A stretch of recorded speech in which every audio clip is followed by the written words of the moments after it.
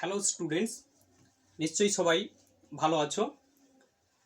আজকে আলোচনা করব অ্যাটমিক স্ট্রাকচার পার্ট 4। আজকে যেটা আলোচনা করব সেটা হচ্ছে সমারফিল্ড থিওরি। বোরের পরমাণু তত্ত্ব হাইড্রোজেনের রেখা বর্ণালীর উৎস ও সেগুলির কম্পাঙ্ক নির্ণয়ে যথেষ্ট পারদর্শিতা দেখালেও সেই রেখাগুলির সূক্ষ্ম গঠন বা ফাইন স্ট্রাকচার সম্পর্কে এর কোনো ধারণা দিতে পারেনি। উচ্চ বর্ণালী বিশ্লেষণ যন্ত্রে একটি রেখা এক বা একাধিক সূক্ষ্ম রেখায় বিভাজিত হয়ে যায়। যেমন হাইড্রোজেনের একটি লাল রেখা 3টি সূক্ষ্ম রেখায় বিভাজিত হয়ে যায়। কেন এই বিভাজন বা এ ফাইন স্ট্রাকচার এর ব্যাখ্যা বোর তত্ত্ব থেকে জানা যায় নি। হাইড্রোজেন বর্ণালীর মূল রেখাগুলির সূক্ষ্ম গঠন ব্যাখ্যা করতে গিয়ে সমারফিল্ড বলেন যে বোরের বৃত্তাকার কক্ষপথ ছাড়াও উপবৃত্তাকার কক্ষপথের কল্পনা করেন। বোর বলেছিলেন যে একটা নিউক্লিয়াসকে কেন্দ্র করে ইলেকট্রন বৃত্তাকার কক্ষপথে পরিভ্রমণ করে। এটা নিউক্লিয়াসের মোট আধান Ze, যেটা হচ্ছে ধনাত্মক, আর এটা হচ্ছে ইলেকট্রন, যেটা হচ্ছে ঋণাত্মক। এই কেন্দ্রীয় শক্তির প্রভাবে অর্থাৎ নিউক্লিয় আকর্ষণ বলের প্রভাবে ইলেকট্রন কি করে না নিউক্লিয়াসকে কেন্দ্র করে বৃত্তাকার কক্ষপথে পরিভ্রমণ করতে থাকে, যেটা বোর বলেছিলেন। সমারফিল্ড বলছেন যে একটি নিউক্লিয় শক্তির প্রভাবে অর্থাৎ হচ্ছে কি না নিউক্লিয় আকর্ষণ বলের প্রভাবে ইলেকট্রনের অবিরাম ঘূর্ণনের ফলে বৃত্তাকার কক্ষপথ ছাড়াও উপবৃত্তাকার কক্ষপথের সৃষ্টি হতে পারে, এবং এই উপবৃত্তাকার কক্ষপথের যে কোনো একটি ফোকাসে নিউক্লিয়াস অবস্থান করতে পারে। যদি এটা নিউক্লিয়াস হয় আর ইলেকট্রনটা যদি এইখানে হয়, ইলেকট্রন হয়, এবং নিউক্লিয়াস থেকে এই ইলেকট্রনের দূরত্ব এটাকে বলা হয় রেডিয়াস ভেক্টর। এটাকে কি বলা হয়? রেডিয়াস ভেক্টর বলা হয়। একে বলা হয় রেডিয়াস ভেক্টর।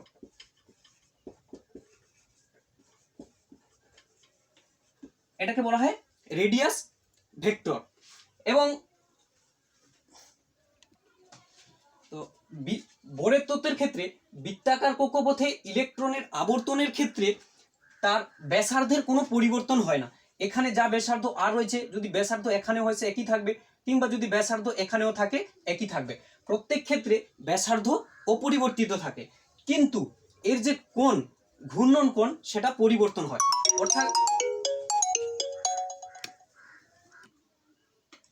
তো বৃত্তাকার কক্ষপথের ক্ষেত্রে তার ব্যাসার্ধের কোনো পরিবর্তন হয় না, শুধুমাত্র পরিবর্তন হয় তার হচ্ছে ঘূর্ণন কোণে। তাহলে ব্যাসার্ধ এর কোনো পরিবর্তন হয় না, কিন্তু থিটা এর পরিবর্তন হয়, অর্থাৎ ঘূর্ণন কোণ এর পরিবর্তন হয়। ঘূর্ণন কোণ থিটা এর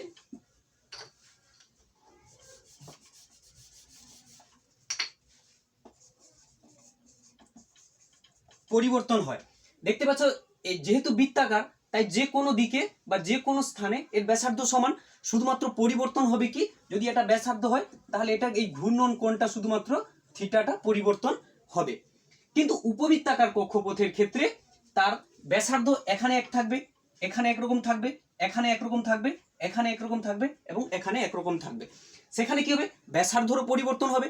সেই সঙ্গে পরিবর্তন হবে যদি তার এই জায়গাটি থাকে অ্যাঙ্গেল একরকম হবে, আবার এই জায়গা থাকলে অ্যাঙ্গেল একরকমের হবে। এই যে কোণ, এটাকে বলা হয় এজিমুথাল অ্যাঙ্গেল। এটাকে বলা হয়, এই কোণটাকে বলা হয় এজিমুথাল অ্যাঙ্গেল।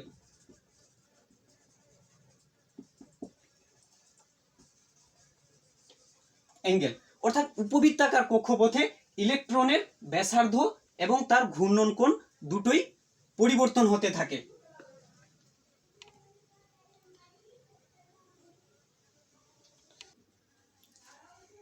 তো উপবৃত্তাকার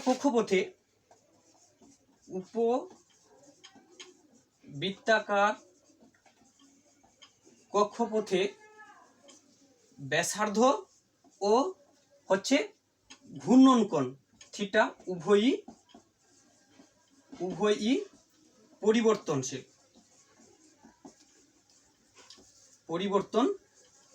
হয়ে থাকে। যেহেতু এখানে উপবৃত্তাকার কক্ষপথ, তাই এর ব্যাসার্ধ আর ঘূর্ণন কোণ সবসময় পরিবর্তন হতে থাকে। এবং হচ্ছে কি না নিউক্লিয়াস থেকে যে ইলেকট্রনের দূরত্ব সেটাকে আগেই বলেছি রেডিয়াস ভেক্টর, আর যে ঘূর্ণন কোণ সেটাকে বলা হয় এজিমুথাল অ্যাঙ্গেল। যে কোনো মুহূর্তে একটা ইলেকট্রনের গতি উপবৃত্তাকার কক্ষপথে যে কোনো বিন্দুতে স্পর্শক বরাবর কি থাকে, নত থাকে। যে কোনো একটা বিন্দুতে কি থাকে, স্পর্শক বরাবর গতি, স্পর্শক বরাবর গতি থাকে। যে কোনো মুহূর্তে একটা ইলেকট্রনের গতি উপবৃত্তাকার কক্ষপথে যে কোনো বিন্দুতে স্পর্শক বরাবর নত থাকে। এবং এই স্পর্শক বরাবর যে গতি এর দুটি উপাংশ থাকে। একটা হচ্ছে এই রেডিয়াস ভেক্টর বরাবর যে উপাংশ থাকে সেটাকে বলা হয় রেডিয়াল ভেলোসিটি। এই বরাবর যেটা থাকে সেটা হচ্ছে রেডিয়াল ভেলোসিটি, একে বলা হয় রেডিয়াল ভেলোসিটি।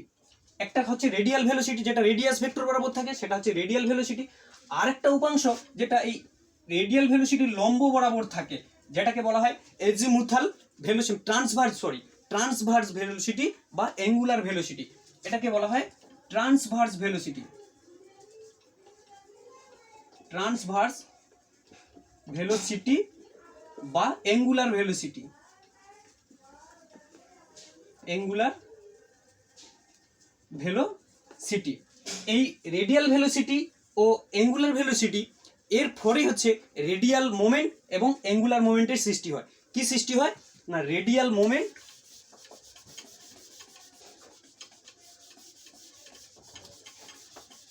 এদের ফলে যেটা সৃষ্টি হয় সেটা হচ্ছে রেডিয়াল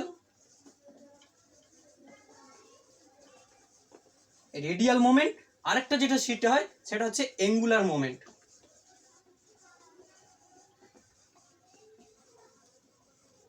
এই রেডিয়াল মোমেন্ট, অ্যাঙ্গুলার মোমেন্ট উভয় ভরবেগই কি হয়ে থাকে না, উভয় ভরবেগই h/2π এর হচ্ছে কি থাকে, সরল গুণিতক হয়ে থাকে। এই রেডিয়াল মোমেন্ট এবং অ্যাঙ্গুলার মোমেন্ট এদের হচ্ছে কি হচ্ছে h/2π এর হচ্ছে কি থাকে, সরল গুণিতক হয়। তো এই বলেছিলাম কি, এই রেডিয়াল মোমেন্ট এবং অ্যাঙ্গুলার মোমেন্ট যেটা h/2π এর সরল গুণিতক হয়। তাহলে লিখতে পারি যে রেডিয়াল মোমেন্ট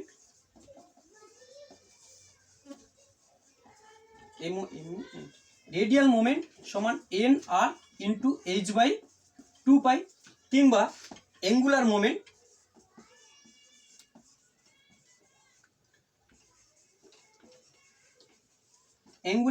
সমান k ইন্টু h/2π, যেখানে n হচ্ছে প্রিন্সিপাল কোয়ান্টাম নাম্বার আর k হচ্ছে এজিমুথাল কোয়ান্টাম নাম্বার। যেখানে মুছে নেব, nr সমান প্রিন্সিপাল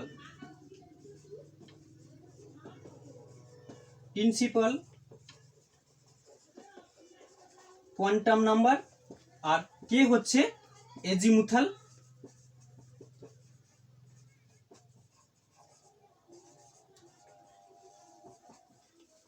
কোয়ান্টাম নাম্বার। তো এই কোয়ান্টাম নাম্বার সম্পর্কে পরের ক্লাসে ভাস্টলি আলোচনা করব।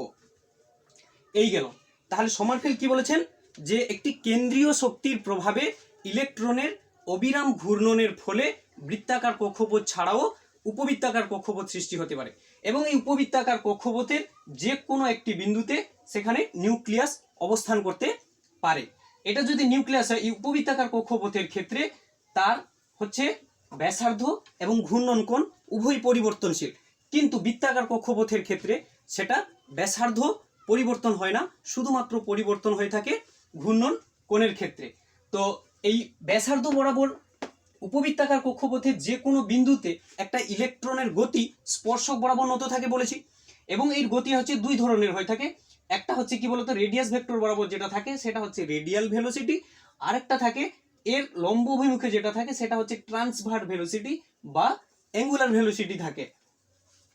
এই দুই প্রকার গতির ফলে যেটা সৃষ্টি হয় সেটা হচ্ছে রেডিয়াল মোমেন্ট এবং অ্যাঙ্গুলার মোমেন্টের সৃষ্টি হয়।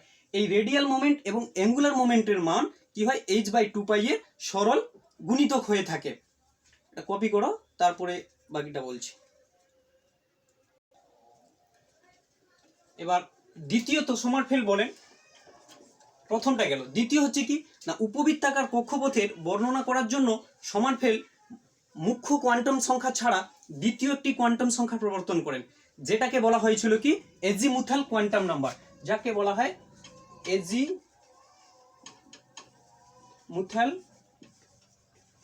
Quantum number. মুখ্য কোয়ান্টাম সংখ্যা অর্থাৎ প্রিন্সিপাল কোয়ান্টাম নাম্বার ছাড়াও দ্বিতীয় একটি কোয়ান্টাম সংখ্যার তিনি প্রবর্তন করেন, সেটা হচ্ছে এজিমুথাল কোয়ান্টাম নাম্বার। এই এজিমুথাল কোয়ান্টাম নাম্বার এর মান মুখ্য কোয়ান্টাম সংখ্যার উপরে নির্ভর করে। তো মুখ্য কোয়ান্টাম সংখ্যার যতগুলো মান পাওয়া যায়, ঠিক এজিমুথাল কোয়ান্টাম সংখ্যার মানও ততগুলো পাওয়া যায়। যদি মুখ্য কোয়ান্টাম সংখ্যা যদি 4 হয়, তাহলে এজিমুথাল কোয়ান্টাম সংখ্যার মান 1 2 3 4 ডট ডট ডট ইত্যাদি হবে। যদি কোনো ক্ষেত্রে মুখ্য কোয়ান্টাম সংখ্যা এবং এজিমুথাল কোয়ান্টাম সংখ্যার মান সমান হয়ে যায়, কি বললাম, যদি কোনো ক্ষেত্রে মুখ্য কোয়ান্টাম সংখ্যা এবং এজিমুথাল কোয়ান্টাম সংখ্যার মান সমান হয়ে যায়, যখন n সমান k, তখন যে কক্ষপথটি হয় সেটি হচ্ছে বৃত্তাকার কক্ষপথ হয়ে থাকে। কি বললাম, যদি কোনো ক্ষেত্রে মুখ্য কোয়ান্টাম সংখ্যা এবং গৌণ কোয়ান্টাম সংখ্যার মান সমান হয়ে যায়, তখন সেই কক্ষপথটি পাওয়া যায়, সেটি হচ্ছে বৃত্তাকার কক্ষপথ। কিন্তু k এর মান n অপেক্ষা কম হলে কক্ষপথটি হচ্ছে কি হয়, উপবৃত্তাকার রূপ ধারণ করতে থাকে। এবং n এর সাপেক্ষে k এর মান যত কমতে থাকে, উপবৃত্তাকার কেন্দ্রের উৎকেন্দ্রতা তত বৃদ্ধি পেতে থাকে। তো ছবিতে সেটা একটু দেখে নিই।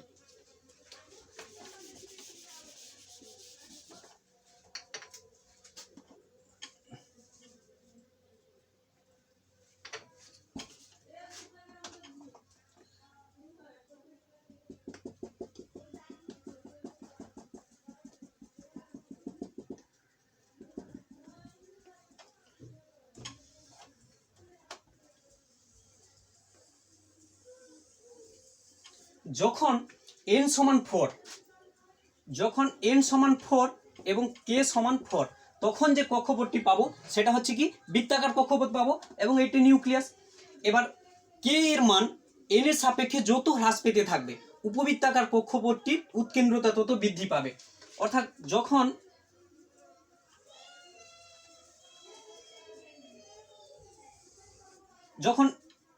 n সমান 4 এবং k সমান হচ্ছে 3, তো এখানে n এর মান ফিক্সড হয়েছে, k এর মান হ্রাস পেয়েছে, তার জন্য কি হবে, এটা উপবৃত্তাকার রূপ ধারণ করেছে এবং উৎকেন্দ্রটা তত হচ্ছে বৃদ্ধি পাচ্ছে। আবার হচ্ছে কি,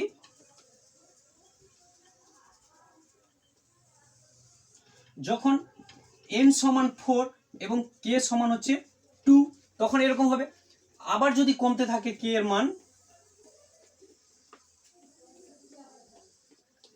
k এর মান যখন কমতে থাকে, তখন n সমান হচ্ছে 4, n সমান 4 আর k সমান হচ্ছে 1। তো এখানে কি বললাম না, যখন মুখ্য কোয়ান্টাম সংখ্যা এবং গৌণ কোয়ান্টাম সংখ্যার মান সমান হয়ে যাবে, তখন সেটা কি হবে না, উপকক্ষটা যেটা কক্ষটা ভর্তি হবে সেটা হচ্ছে বৃত্তাকার কক্ষপথ হবে।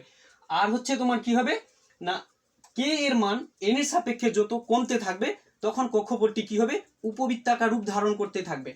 n এর সাপেক্ষে k এর মান যত হ্রাস পেতে থাকবে, উপকক্ষের উৎকেন্দ্রতা তত বৃদ্ধি পাবে। ঠিক আছে, এরপরে কপি করে নাও, মুছে দিচ্ছি। এখন যেটা আলোচনা করব সেটা হচ্ছে প্রিসিশনাল মোশন।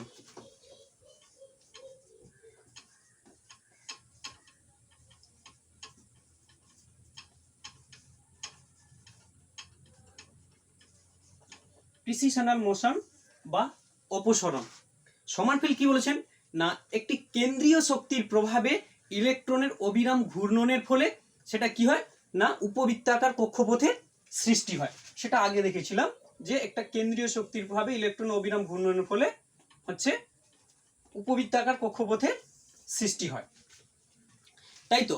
তো এই উপবৃত্তাকার কক্ষপথে ইলেকট্রনের অবিরাম ঘূর্ণনের ফলে ইলেকট্রনটি যখন নিউক্লিয়াসের নিকটবর্তী থাকে, কি বলেছি, এই উপবৃত্তাকার কক্ষপথে ইলেকট্রনের অবিরাম ঘূর্ণনের ফলে ইলেকট্রন অনবরত ঘুরতে থাকে উপবৃত্তাকার কক্ষপথে। যখন ইলেকট্রনটি নিউক্লিয়াসের কাছাকাছি চলে আসে, অর্থাৎ এইখানে যদি নিউক্লিয়াস হয়, ইলেকট্রনটি যখন নিউক্লিয়াসের কাছাকাছি চলে আসে, তখন নিউক্লিয় শক্তির প্রভাবে ইলেকট্রনের গতিবেগ এই জায়গাগুলোতে কি হয়, অনেক বেড়ে যায়। আবার ইলেকট্রনটি যখন নিউক্লিয়াস থেকে দূরের দিকে চলে আসে, এইখানে চলে আসে, তখন হচ্ছে কি নিউক্লিয় শক্তি ইলেকট্রনটির উপর অনেক কম থাকে, ফলে ইলেকট্রনের গতিবেগ অনেক কমে যায়। তাহলে কি বলেছি না উপবৃত্তাকার কক্ষপথে ঘূর্ণনকালে ইলেকট্রনটি যখন নিউক্লিয়াসের নিকটবর্তী হয়ে যায় তখন নিউক্লিয় শক্তির প্রভাবে ইলেকট্রনের গতিবেগ এই জায়গাগুলোতে বেড়ে যায়। আবার নিউক্লিয়াস থেকে দূরবর্তী অবস্থায় ইলেকট্রনের গতিবেগ কি হতে থাকে হ্রাস পেতে থাকে। অর্থাৎ উপবৃত্তাকার কক্ষপথে ইলেকট্রনের গতি অর্থাৎ গতিশক্তি ইলেকট্রনের গতি তথা গতিশক্তি সর্বদা কি হয় পরিবর্তন হতে থাকে।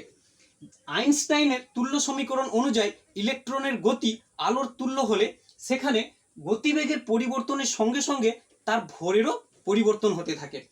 কি বলেছে আইনস্টাইন না একটা ইলেকট্রনের গতি আলোর গতিবেগের তুল্য হলে যদি ইলেকট্রনের গতিবেগের পরিবর্তন হয় তথা শক্তির পরিবর্তন হয় তাহলে কি হবে না তার ভরেরও পরিবর্তন হবে। এই শক্তি বা অর্থাৎ গতিবেগের পরিবর্তন ও ভরের পরিবর্তন এই দুই প্রকার পরিবর্তনের ক্ষেত্রে পরিবর্তনের ফলে কি হয় না এই উপবৃত্তাকার কক্ষপথটি ক্রমাগত দিক পরিবর্তন করতে থাকে। কিভাবে দিক পরিবর্তন করতে থাকে যদি একটা নিউক্লিয়াস হয়ে থাকে তাহলে কি হবে না এইভাবে বৃত্তাকার কক্ষপথ বরাবর কি থাকে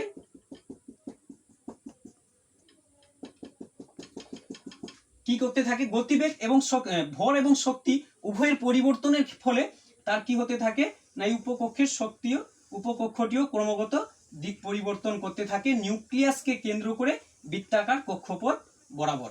এইভাবে বৃত্তাকার কক্ষপথ বরাবর কি থাকে উপকক্ষের সরণ ঘটতে থাকে।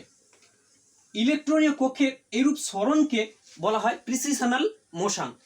উপকক্ষের ইলেকট্রনীয় উপকক্ষের এরূপ সরণের ঘটনাকে বলা হয় প্রিসিশনাল মোশন।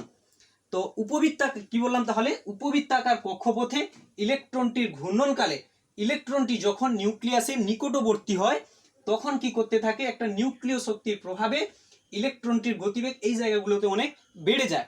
আবার ইলেকট্রনটি যখন নিউক্লিয়াস থেকে দূরের দিকে সরে যায় তখন নিউক্লিয় শক্তি হ্রাসের ফলে তার গতিশক্তিও হ্রাস পেয়ে যায় অর্থাৎ ইলেকট্রনের গতিবেগও হ্রাস পেয়ে যায়। তাহলে বলতে পারি একটা উপবৃত্তাকার কক্ষপথে ইলেকট্রনের গতিবেগ সর্বদা কি হতে থাকে পরিবর্তন হতে থাকে।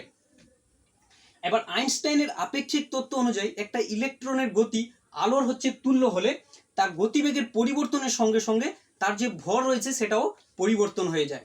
অর্থাৎ গতিবেগ এবং ভর এই দুইয়ের পরিবর্তনের ফলে উপবৃত্তাকার কক্ষপথের এই যে মেজর এক্সিসটা বা প্রধান পরাক্ষটা এটা কি করতে থাকে অনবরত সরে যেতে থাকে। কিভাবে সরতে থাকে না নিউক্লিয়াসকে কেন্দ্র করে অনবরত এইভাবে দিক পরিবর্তন করতে থাকে।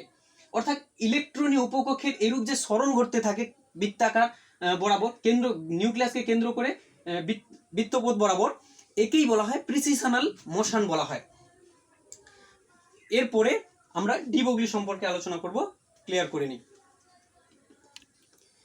এবং পারমাণবিক বর্ণালীতে যে সূক্ষ্ম গঠন লক্ষ্য করা গিয়েছিল সেটা মূলত কি হয় না এই উপকক্ষের শক্তি তথা ইলেকট্রনের শক্তির তারতম্যের ফলেই পারমাণবিক বর্ণালীতে সূক্ষ্ম গঠন বা ফাইন স্ট্রাকচার লক্ষ্য করা গিয়েছিল। এটি সমারফেল্ড বলেছিলেন। সমারফেল্ড বলেছেন পারমাণবিক বর্ণালীতে যে সূক্ষ্ম হাইড্রোজেনের যে গঠন বা ফাইন স্ট্রাকচার দেখা যায় সেটা হচ্ছে মূলত ইলেকট্রনের শক্তির তারতম্যের ফলেই ঘটেছিল। এবারে আমরা যেটা জানবো সেটা হচ্ছে কি না de Broglie concept of dual nature of electron. কি জানবো না de Broglie concept of dual nature of electron না ডি ব্রগলির দ্বৈত সত্তা সূত্র সম্পর্কে আমরা জানবো।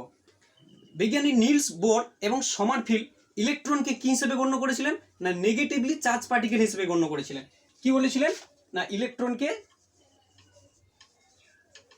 নেগেটিভলি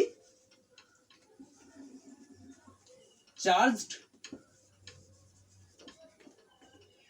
পার্টিকেল বলেছেন। ডি ব্রগলি এবং সমারফিল্ড ইলেকট্রন কি হচ্ছে নেগেটিভলি চার্জ পার্টিকেল বা ঋণাত্মক চার্জযুক্ত হচ্ছে কণা হিসেবে গণ্য করেছিলেন। তো ইলেকট্রনের এই কণা ধর্মের সাহায্যে তার সমস্ত বৈশিষ্ট্যকে ব্যাখ্যা করা যায়নি। এই জন্য 1924 সালে সমারফিল্ড ইলেকট্রনে কি করেন ইলেকট্রন কিংবা ইলেকট্রনের মতো সঞ্চারনশীল কোনো ক্ষুদ্র কণাকে কি বলেছেন না পার্টিকেল নেচার আর হচ্ছে ওয়েভ নেচার লিখেছেন। কি বলেছেন না সমারফিল্ড বলেছেন একটা হচ্ছে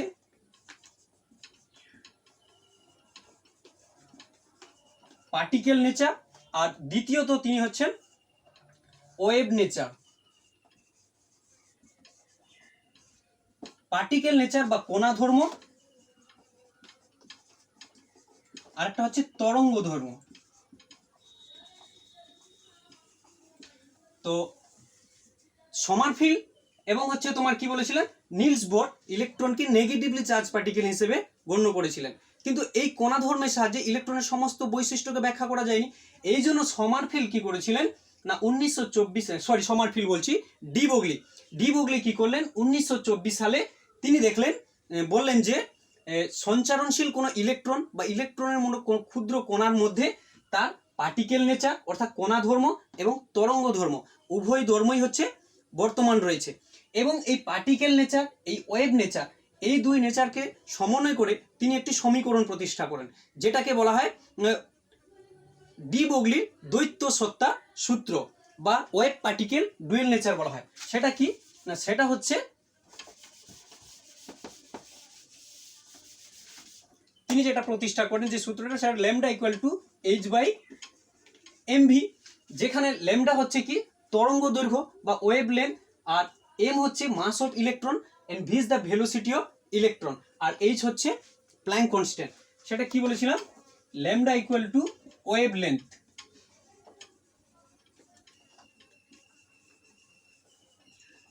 আর H equal to Planck constant. Planck constant, M হচ্ছে velocity of mass of electron,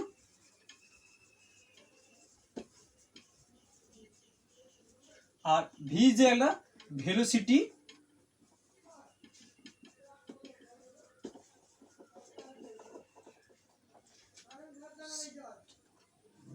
velocity of electron. তিনি এটাকে বলা হয় ওয়েভ পার্টিকেল ডুয়েল নেচার, এটাকে বলা হয় এই সমীকরণটাকে বলা হয় ওয়েভ পার্টিকেল ডুয়েল নেচার, যেটাকে বলা হয় ওয়েভ পার্টিকেল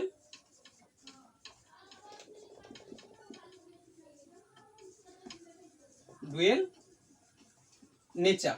এই সমীকরণের সাহায্যে ইলেকট্রনের সমস্ত বৈশিষ্ট্যকে সঠিকভাবে ব্যাখ্যা করা যায়।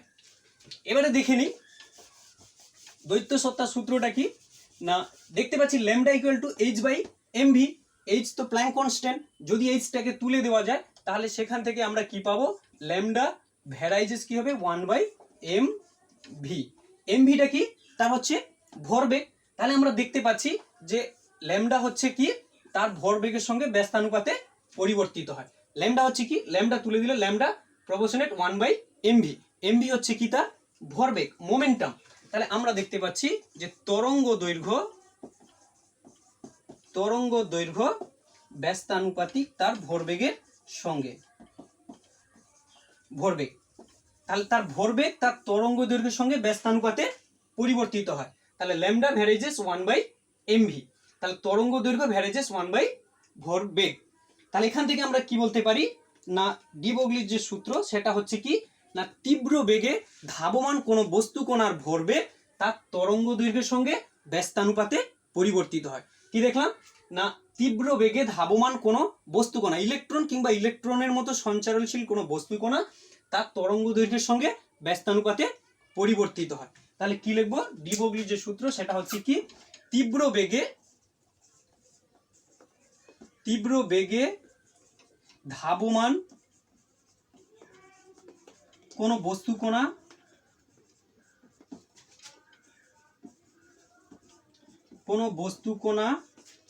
তার তরঙ্গ দৈর্ঘ্যের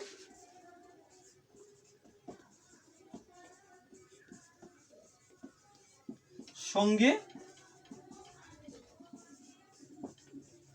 ব্যস্তানুপাতে পরিবর্তিত হয়। এটাই হচ্ছে ডি বগলির দ্বৈত সত্তা সূত্র, যে তীব্র বেগে ধাবমান কোনো বস্তুকণাটা ইলেকট্রন কিংবা ইলেকট্রনের মতো কোনো ক্ষুদ্র সঞ্চারণশীল বস্তুকণা হতে পারে, তার তরঙ্গ দৈর্ঘ্য তার ভরবেগের সঙ্গে ব্যস্তানুপাতে পরিবর্তিত হয়। তো কপি করে নাও, তারপরে বাকিটা আলোচনা করছি। এবারে ডি বগলির সমীকরণ উপপাদন। ডি ব্রগলির সমীকরণ উপপাদন, অর্থাৎ ডি ব্রগলি সমীকরণ প্রতিষ্ঠা করব। আগে আমরা প্ল্যাঙ্কের কোয়ান্টাম তত্ত্বানুযায়ী প্ল্যাঙ্কের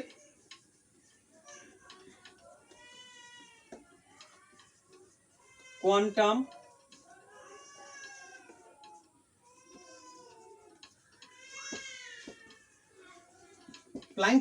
তত্ত্বানুযায়ী আমরা কি শিখেছিলাম না ই সমান এইচ নিউ, যেখানে হচ্ছে এনার্জি অফ ফোটন, ই হচ্ছে এনার্জি অফ ফোটন, এইচ হচ্ছে প্ল্যাঙ্ক কনস্ট্যান্ট, আর নিউ হচ্ছে কি ফ্রিকোয়েন্সি। বা আমরা এখানে বলেছিলাম যে ই সমান এইচ, নিউ সমান আমরা জানি সি বাই ল্যামডা, যেখানে সি হচ্ছে ভেলোসিটি অফ ফোটন আর ল্যামডা হচ্ছে ওয়েভ লেন্থ। এটাকে আমরা 1 নম্বর সমীকরণ দেব। তো প্ল্যাঙ্কের কোয়ান্টাম তত্ত্ব থেকে আমরা যেটা জেনেছিলাম যে একটা ফোটনের শক্তি ইকুয়াল টু এইচ নিউ, আর নিউ সমান সি বাই ল্যামডা। আবার আমরা কি শিখেছিলাম আইনস্টাইনের সমীকরণ অনুযায়ী যেটা পাই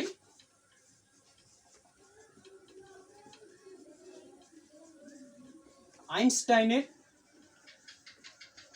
সমীকরণ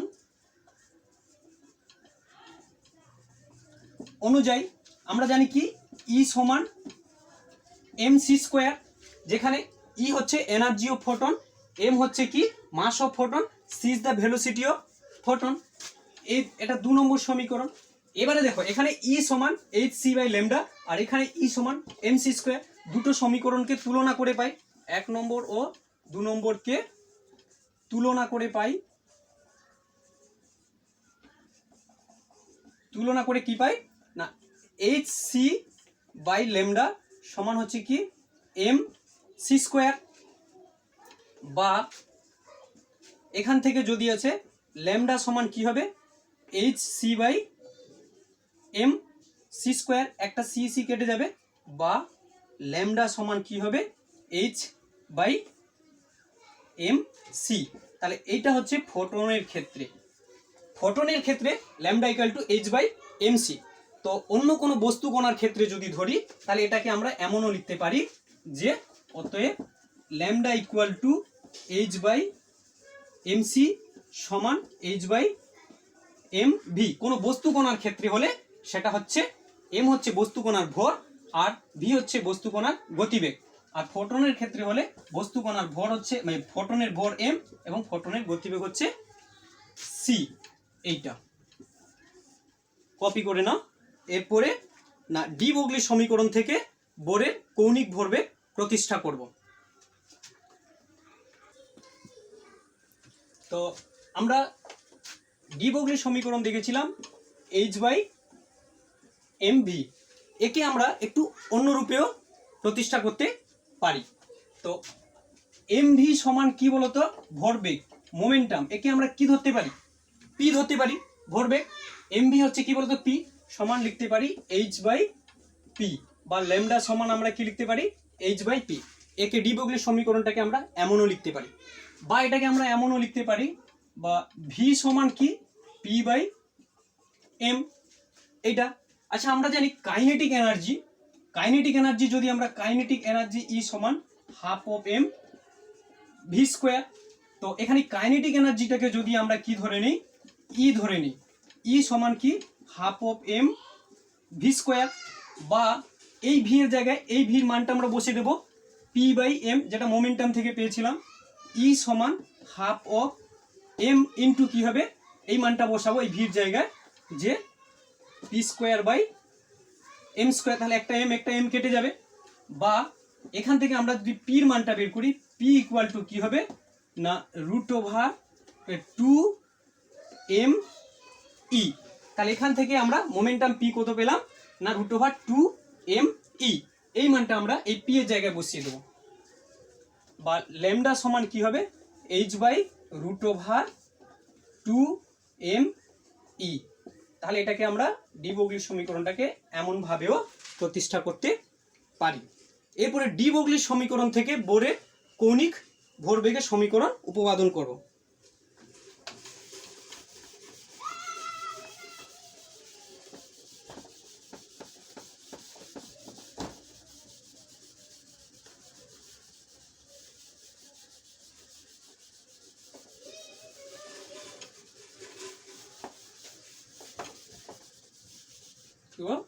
ডি ব্রগলির সমীকরণ থেকে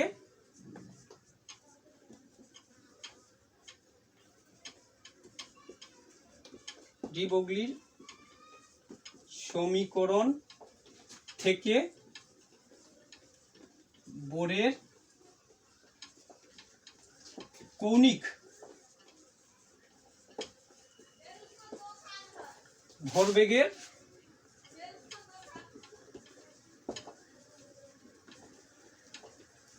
সমীকরণ প্রতিষ্ঠা।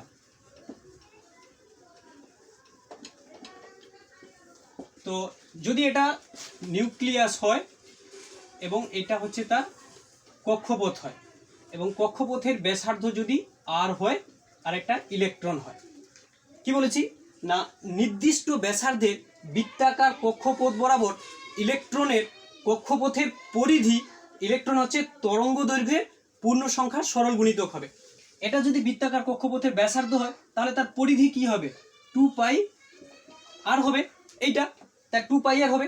তাহলে নির্দিষ্ট ব্যাসার্ধের বৃত্তাকার কক্ষপথ বরাবর ইলেকট্রনের কক্ষপথের পরিধি সেটা কি হবে ইলেকট্রনের তরঙ্গ দৈর্ঘ্যের পূর্ণ সংখ্যার সরল গুণিতক হবে। তাহলে 2πr নির্দিষ্ট 2πr সমান n ল্যামডা। এখান থেকে কি পেলাম না নির্দিষ্ট ব্যাসার্ধের বৃত্তাকার কক্ষপথে পরিভ্রমণকালে ইলেকট্রনের কক্ষপথের পরিধিটা, এই কক্ষপথের যে পরিধি সেটা হচ্ছে ইলেকট্রনের তরঙ্গ দৈর্ঘ্য কি হবে তরঙ্গ দৈর্ঘ্যের সঙ্গে পূর্ণ সংখ্যার সরল গুণিতক হবে, যেখানে n হচ্ছে পূর্ণ সংখ্যা 1 2 3 ইত্যাদি হয়ে থাকে। তো এখান থেকে বা আমরা ল্যামডা সমান কি বের করব এখান থেকে ল্যামডা সমান কি জানি না 2πr/n। এখান থেকে ল্যামডা সমান 2πr/n। আবার আমরা জানি ডি ব্রগলির সমীকরণ থেকে যেটা পাই, ডি ব্রগলির সমীকরণ অনুযায়ী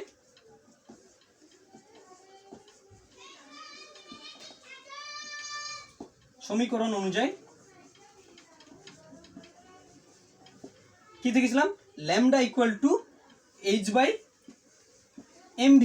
তাহলে এই দুটোকে আমরা কি করব তুলনা করব। তাহলে তুলনা করে পাই যেটা সেটা হচ্ছে কি না h/mv সমান 2πr/n। তো এখান থেকে আমরা যেটা বের করব সেটা হচ্ছে mvr সমান কি হবে না nh/2π। দেখতে পাচ্ছ যে কৌণিক ভরবেগ mvr সমান h/2π এর সরল গুণিতক, যেখানে n হচ্ছে কি 1 2 3 ইত্যাদি পূর্ণ সংখ্যা। কপি করে নাও।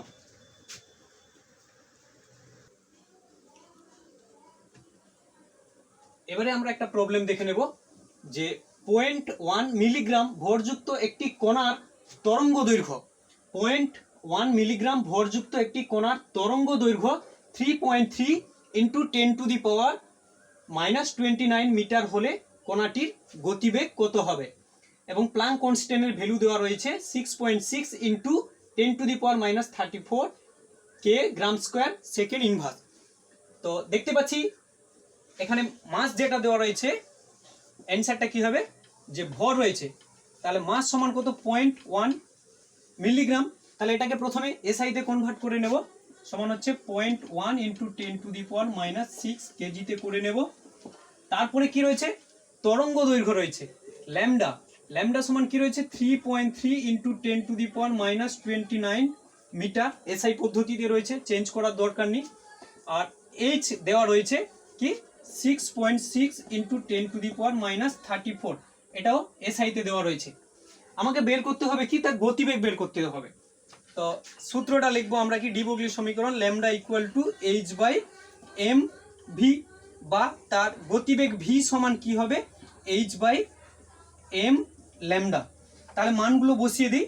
এইচ এর ভ্যালু যেটা রয়েছে সেটা হচ্ছে 6.6 × 10⁻34, আর এম এর যেটা রয়েছে সেটা হচ্ছে 0.1 × 10⁻6 ইন্টু ল্যামডার ভ্যালু যেটা দেওয়া রয়েছে 3.3 × 10⁻29। একে ক্যালকুলেশন করলে যেটা হবে সেটা হচ্ছে 200 metre second inverse. Very simple, এখান থেকে জেনারেলি অঙ্ক আসে। তো 0.1 মিলিগ্রাম ভরযুক্ত একটি কণার তরঙ্গ দৈর্ঘ্য ল্যামডা দেওয়া রয়েছে এবং তার ভর দেওয়া রয়েছে, এইচ এর ভ্যালু দেওয়া রয়েছে, বের করতে হবে গতিবেগ। তাহলে এইরকম করে আমাদেরকে ম্যাথ করতে হবে। আরেকটা দেখে নিচ্ছি, কপি করে নাও। এবারে যে প্রবলেমটা দেখব, যে একটি প্রোটনের গতিবেগ 10⁻³ মিটার সেকেন্ড ইনভার্স।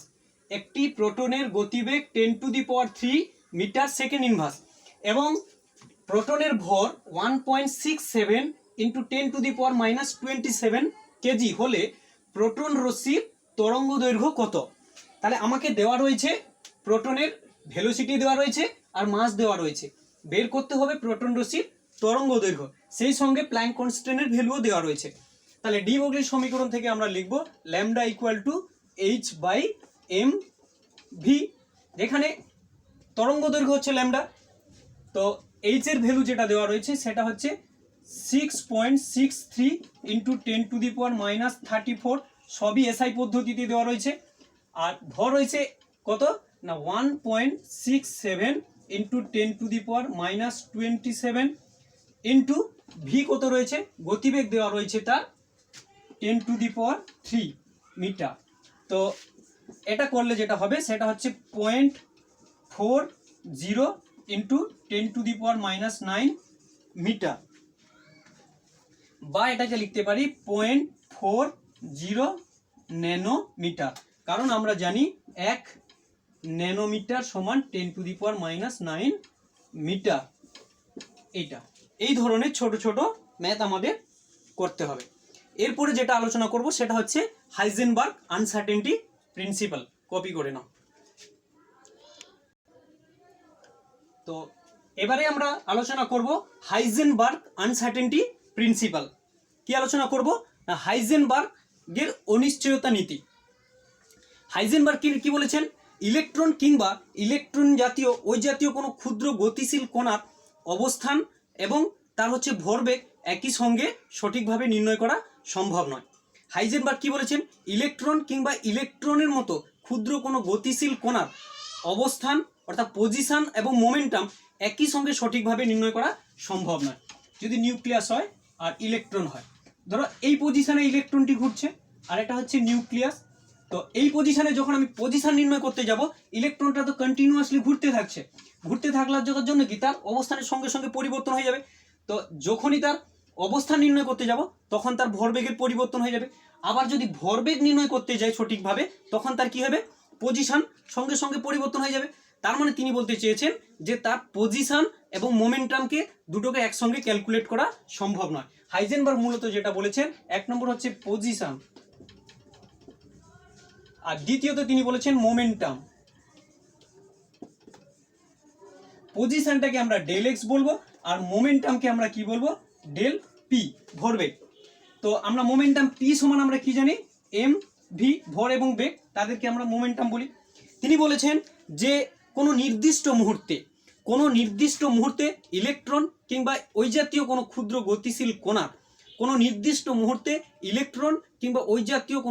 গতিশীল কণার অবস্থান এবং তার ভরবেগ একই সঙ্গে সঠিকভাবে নির্ণয় করা সম্ভব নয়। যদি অবস্থান নির্ণয়ের অনিশ্চয়তা, এখানে কি হয়, অবস্থান নির্ণয়ের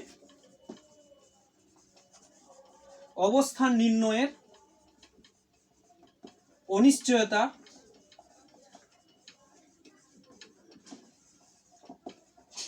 মান সমান কি হয়, ডেল এক্স হয়ে থাকে এবং ভরবেগ নির্ণয়ের অনিশ্চয়তার মান যদি ডেল পি হয়, তাহলে এই দুই অনিশ্চয়তার গুণফলের মান h/4π এর থেকে সমান বা বড় হবে। এই দুই অনিশ্চয়তার গুণফলের মান অর্থাৎ del X and del P এর গুণফলের মান কি হবে না h/4π এর সমান বা বড় হবে।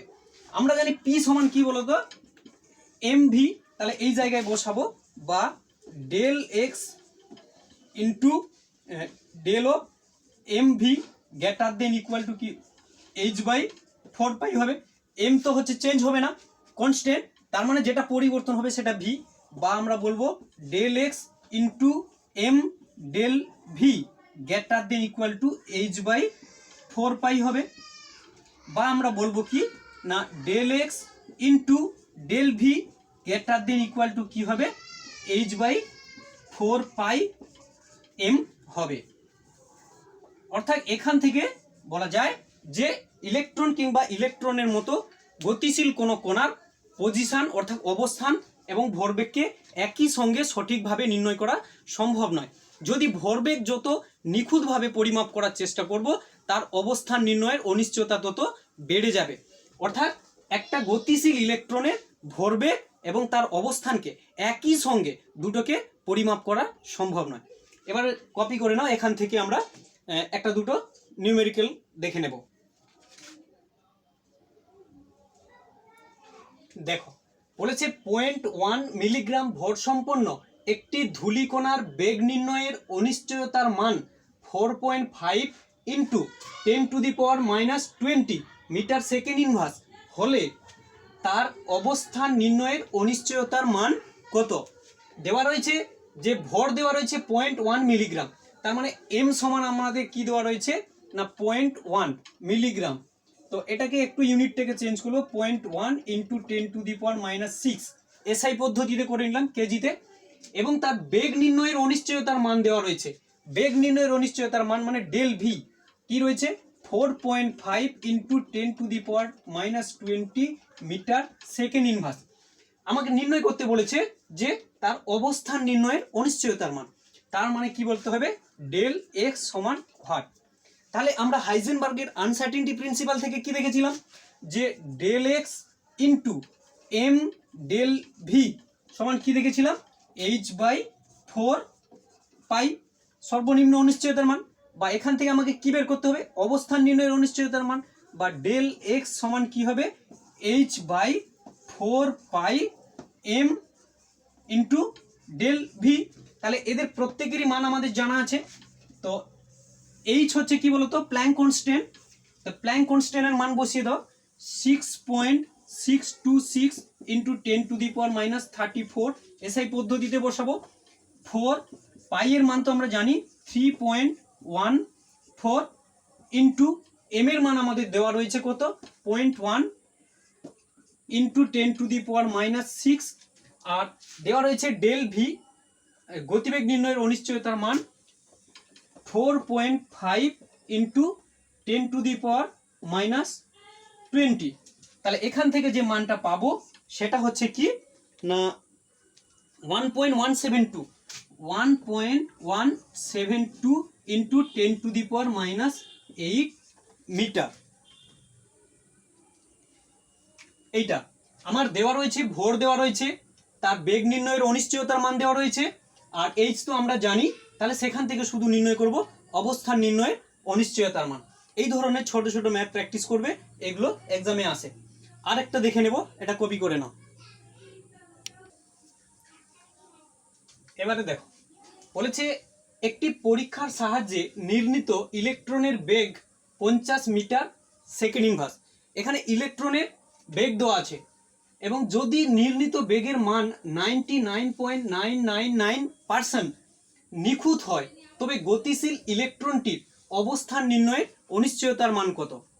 এখানে ইলেকট্রনের গতিবেগ বলেছে এবং ইলেকট্রনের নিখুঁত মানটা দেওয়া রয়েছে। যদি বেগ নির্ণয়ের মান 99.999% নিখুঁত হয় তো আমাদের কি বের করতে হবে অনিশ্চয়তা বের করতে হবে। তাহলে বেগ নির্ণয়ের অনিশ্চয়তার মান কত হবে? তাহলে বেগ নির্ণয়ের অনিশ্চয়তা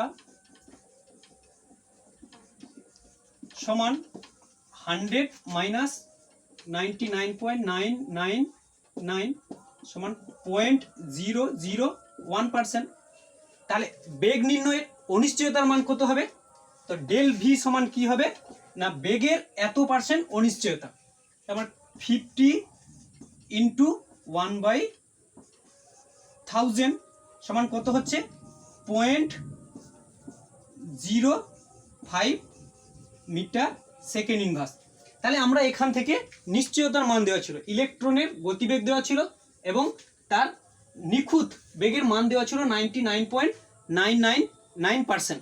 তো সেখান থেকে আমরা বেগ নির্ণয়ের অনিশ্চয়তার মানটা প্রথমে বের করে নিলাম, যে del V equal to 50 into 1/1000 সমান 0.05 মিটার সেকেন্ড ইনভার্স।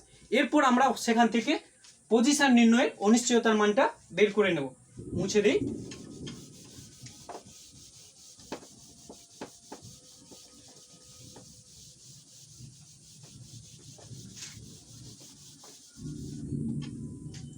আমরা জানি del X equal to h/4πm into del V, যেখানে এইচ হচ্ছে কত বলো তো, প্ল্যাঙ্ক কনস্ট্যান্ট 6.626 ইন্টু 10⁻⁻34, আর ডিভাইডেড বাই 4 ইন্টু পাই এর ভ্যালু হচ্ছে 3.14, আর এম হচ্ছে কি, যেহেতু ইলেকট্রনের মাস বা ইলেকট্রনের ভর এখানে দেওয়া নেই, আমরা জানি ইলেকট্রনের ভর এসআই পদ্ধতিতে 9.11 ইন্টু 10⁻31 কেজি। এবারে অনিশ্চয়তা কত পেয়েছিলাম না 0.05, এটা আমরা পেয়েছিলাম যে অবস্থায় গতিবেগ নির্ণয়ের অনিশ্চয়তার মান পেয়েছিলাম 0.05। এটাকে ক্যালকুলেশন করলে যেটা পাবো সেটা হচ্ছে 1.158 ইন্টু 10⁻³ মিটার। এটা এই ধরনের ছোট ছোট ম্যাথ তোমাদের এক্সামে আসবে, এগুলো ভালো করে প্র্যাকটিস করো। আজকে এতটা।